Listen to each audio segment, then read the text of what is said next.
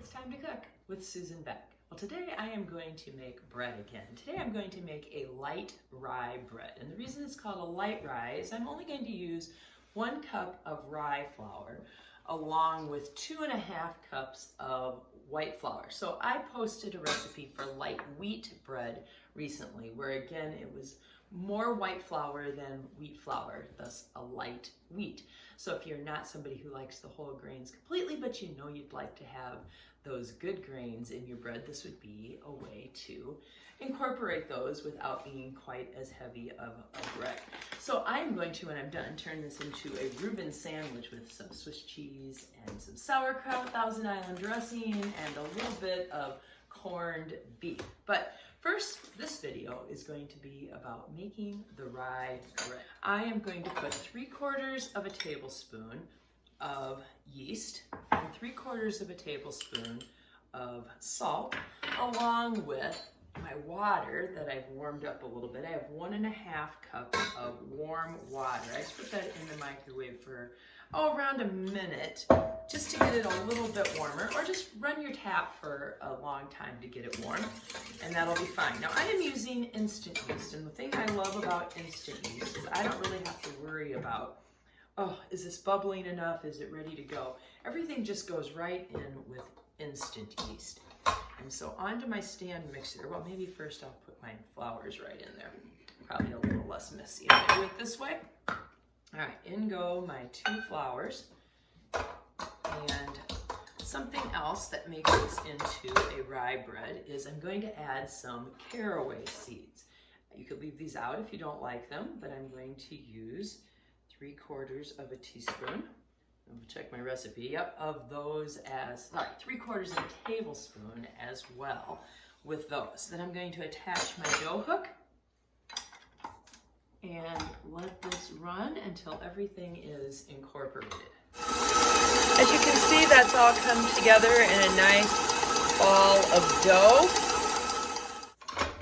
Now this is enough dough to make 2 small 1-pound loaves of rye bread. So I am going to be making 1 of those today and 1 of them sometime in the next 2 weeks. So right now I'm just going to leave all this dough sit in my container here, maybe form it into a little bit more of a ball, and then I am going to cover my rye dough with a towel, just loosely covered, and I'm going to set it in a warm place like a sunny window or next to your fireplace or top of your warm oven or wherever. It'll take a little longer to rise if your house isn't real warm, but for about 2 hours it's going to rise, and then we're going to bake half of it. Well, 2 hours have passed and my bread dough is looking great. I'd say it's doubled in size. We're going to turn half of it into a loaf of bread right now. We're going to put half of it into a container to make some rye bread another day. So I just want half of this loaf, and I'll just eyeball that. And I'll just kind of knead it around a little bit to make a little round or oval shaped loaf.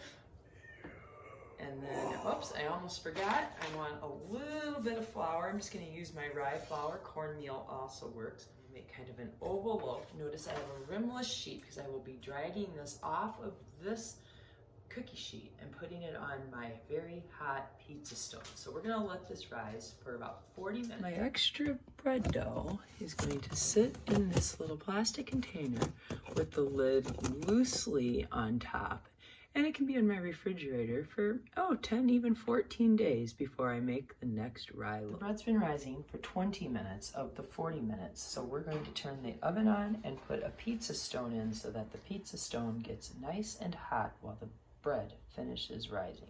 Look at that beautifully risen rye bread. We want to put some caraway seeds on the top and maybe score the top and make it look a little pretty. Well, to get those caraway seeds to hold, we're going to put just a little bit of water in with some cornstarch. I have about 1/2 teaspoon of cornstarch. It's just going to make the tiniest little paste. And then I have a pastry brush here that I am going to just brush over the top of all the bread.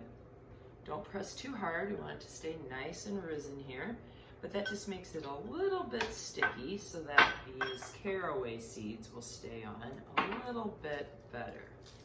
All right, just sprinkle on however many you feel like. And then using a serrated edge, one of those with the zigzaggy sides, I'm just going to cut some holes into it. Not all the way through, just going down, you know, a 1/4 inch or a 1/2 of an inch. I'm gonna put like a little star through the middle of mine. And now we're ready to take this to the oven, where I'm going to slide this right off onto that hot pizza stone. That pizza stone is piping hot. Remember, rimless baking sheets, so you can just slide your parchment paper and your bread loaf onto the pizza stone. I will insert that into the oven. Then I have a pan full of about a cup of water, and that's going to go underneath my rye bread. It'll help make a nice crusty outside as that water kind of boils and evaporates up around the loaf. Oh, look at that gorgeous loaf of bread. I can smell it. It just smells fantastic. I've moved it over to a cooling rack after baking it for 25 minutes. I'm going to let it cool before I cut it.